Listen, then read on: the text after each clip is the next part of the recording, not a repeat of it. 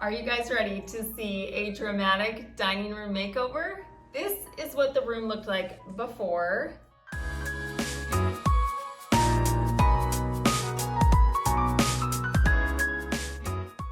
And this is what it looks like now.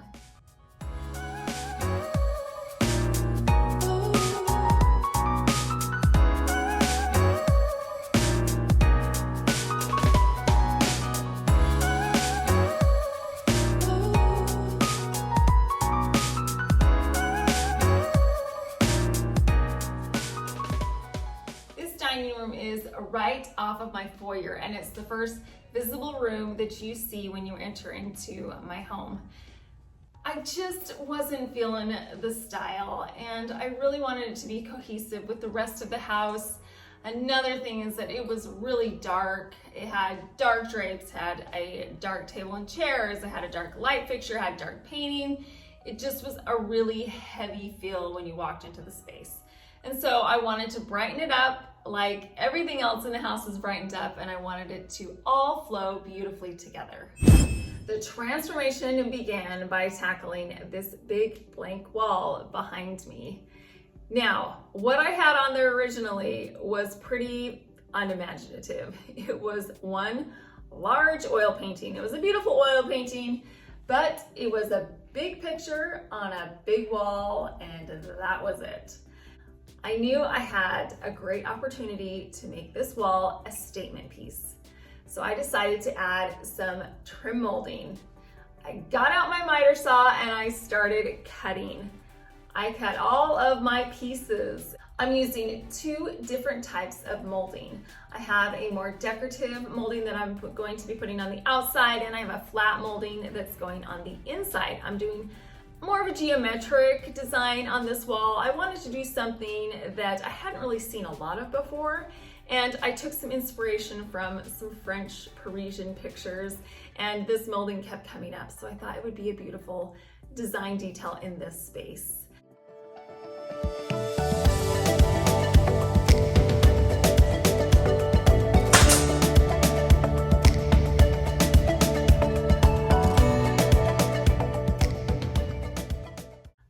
Added a chair molding to the lower third of the wall to break up the boxes and again to give it some more detail. The double molding makes the space look so regal. It adds a beautiful, elegant touch. Now, when you walk into my home and you look over at the dining room, the first thing that you see is this stunning feature wall. What a huge difference from what we had originally. A huge blank wall with a large picture, and now we have this show-stopping feature wall. I also put the molding on this side right over here to coordinate. Now, maybe eventually I might put some pictures in it, but right now I just love it just the way it is. I also left it two-tone. I liked the wall color being this beige color and the molding to be white. I feel like the molding really pops against the colored wall.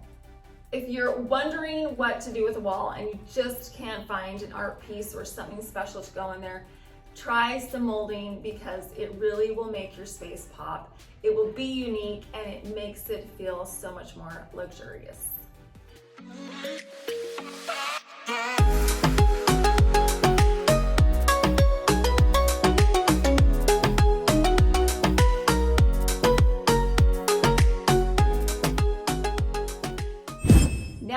Over to this buffet area, let's take a look at what it looked like before. Inside the arch, it was painted in a dark brown paint. The cabinets were this orangish brownish color. Again, I had a dark painting right in the center of the arch, which was nice, but the darker color scheme made the space feel heavy. So out with the dark and in with the bright. We are going to start by simply painting the arch, and all I did was painted the wall color, so I changed it from that dark paint to the paint that went cohesive with the space. Now let's move on to this row of cabinets right here. I did not like this orangish brown stain, so we are going to paint them white. I'm going to be using the same color as I did in my kitchen. It is a Behr Polar Bear paint, and I got the cabinet grade paint. So what I did with my cabinetry was I sanded it down, and then I washed it really well with Crud Cutter. Then I sprayed 4 coats of paint with my paint sprayer to get a factory finish. And let me tell you, these things are gorgeous. They are smooth. And because it ran straight into the butler's pantry, I did that as well. I also changed out the hardware. On the butler's pantry upper cabinet, I put some long lucite poles that coordinate with the poles in my kitchen. And then I got some gold knobs for all of my lower cabinets. I'm gonna be honest with you and tell you that this was not an easy task to do. Painting cabinets is not an easy thing to do. It is time consuming, especially if you want it done right, but they look beautiful, and I am so happy that I did it because it really does lighten and brighten the space. It also makes it feel so cohesive with the kitchen, because as you walk from the dining room into the kitchen, now the cabinets all match. The final thing that I did in this space was I got a mirror. Now, if you watched my last video, you saw that I got this mirror at my thrift store, and I gave it a makeover. I painted the frame out in a warm gold Rustoelum spray paint. It was such an affordable piece, and now that it's hung, it is the perfect option. It's so much better than the painting. Here's why. The light reflects from the mirror back into the room. It reflects the chandelier, and it makes the space feel twice as big. Plus it adds a little sparkle and shine, which I love. Now let's turn our attention over to the wall of windows.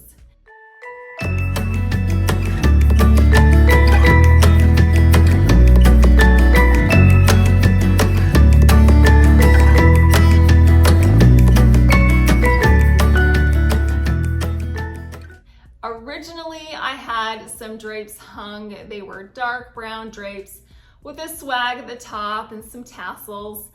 I think that they are very pretty, and it worked with the original color scheme and style, but again, they were very heavy and dark.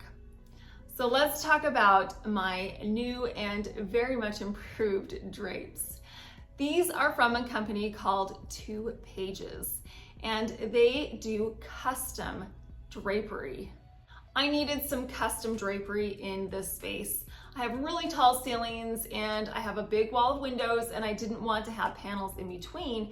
So I went to 2PAGES and I customized my own drapes.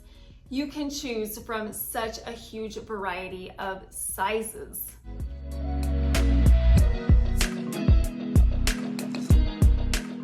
The width custom range is 18 to 200 inches, which is huge. And then the length you can customize from 30 to 208 inches. They are heavy weighted, and you can choose from unlined, you can get lined. There is such a variety of options for filters, huge. And then also, I chose to do a pleat at the top. There are a variety of options that you can use for decorative tops. You can leave them plain, or you can have them pleated like mine. I also have my drapes trained, which means that they will go back to the original spot and look beautiful every single time you open or close your drapes. The drapes are eco-friendly, and they also come in a huge variety of colors. These colors are gorgeous. You could pick, look at that one. Oh my goodness. So many beautiful options that would fit into any color scheme. So not only do I have these luxurious drapes here in my dining room, but I also have some in my living room. I haven't shown you that makeover, but that one's coming soon, and they coordinate beautifully. Look at how lovely these look in my living room. And because you can see the two spaces, you really want things to coordinate and be cohesive. And these drapes are a beautiful way to tie these rooms together. The ordering process was easy. The drapes showed up at my door. I unpackaged them. Mine came with these plastic hooks that I just slid right in between the pleats. And then I got a gold hook that I could just put right over the top. so I could slide them easily onto my curtain rod. Every time I walk into this room now and I look at these drapes, I feel like I'm in a high-end hotel. They are so luxurious. They are so classy. The drapes in this space elevate the look of this room. Make sure that you head to TWOPAGES to their website and look at all of the gorgeous drapes that they have.